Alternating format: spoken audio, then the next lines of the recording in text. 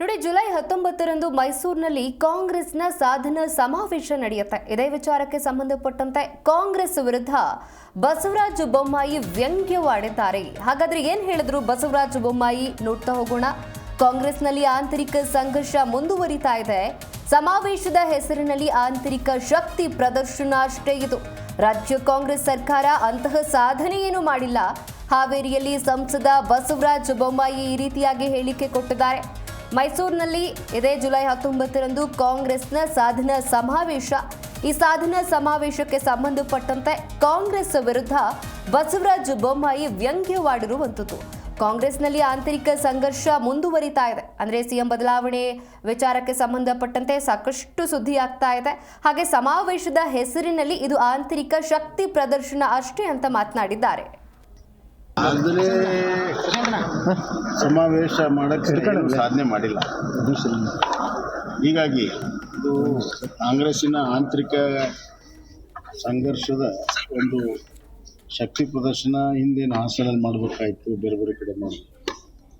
ಈಗ ಅದು ಈ ರೀತಿ ಸಾಧನಾ ಸಮಾವೇಶದ ಹೆಸರಿನಲ್ಲಿ ಮೈಸೂರಿನಲ್ಲಿ ಆಗ್ತಿರೋದು ಭಾಳ ಸ್ಪಷ್ಟ.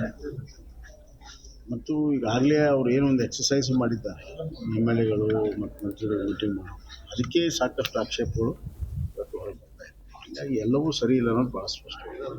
ಇದು ಏನು ಆಂತರಿಕವಾಗಿರೋ ಸಂಘರ್ಷ ಮುಂದುವರಿತಾ ಇದೆ, ಯಾವುದು ಫುಲ್ ಸ್ಟಾಪ್ ಇಲ್ಲ. ಹೈಕಮಾಂಡ್ ಎಲ್ಲಿವರೆಗೂ ಸ್ಪಷ್ಟತೆ ಕೊಡೋದು ಇದು ಮುಂದುವರಿತಿದೆ. ಹೈಕಮಾಂಡ್ಗೂ ಈಗ ಗೊಂದಲ ಬೇಕಾಗಿದೆ ಅಂತ ಅನಿಸ್ತಾ ಇದೆ. ಆದರೆ ಸಮಾವೇಶ ಮಾಡೋಕ್ಕೆ ಸಾಧನೆ ಮಾಡಿಲ್ಲ. ಹೀಗಾಗಿ ಇದು ಕಾಂಗ್ರೆಸ್ಸಿನ ಆಂತರಿಕ ಸಂಘರ್ಷದ ಒಂದು ಶಕ್ತಿ ಪ್ರದರ್ಶನ ಹಿಂದೇನು ಹಾಸನಲ್ಲಿ ಮಾಡಬೇಕಾಯಿತು, ಬೇರೆ ಬೇರೆ ಕಡೆ ಮಾಡಿ. ಈಗ ಅದು ಈ ರೀತಿ ಸಾಧನಾ ಸಮಾವೇಶದ ಹೆಸರಿನಲ್ಲಿ ಮೈಸೂರಿನಲ್ಲಿ ಆಗ್ತಿರೋದು ಭಾಳ ಸ್ಪಷ್ಟ.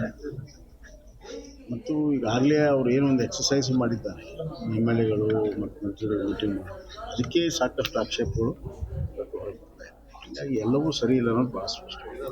ಇದು ಏನು ಆಂತರಿಕವಾಗಿರೋ ಸಂಘರ್ಷ ಮುಂದುವರಿತಾ ಇದೆ, ಯಾವುದು ಫುಲ್ ಸ್ಟಾಪ್ ಇಲ್ಲ.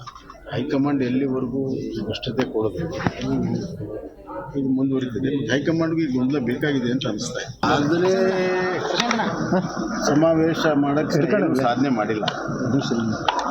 ಹೀಗಾಗಿ ಇದು ಕಾಂಗ್ರೆಸ್ಸಿನ ಆಂತರಿಕ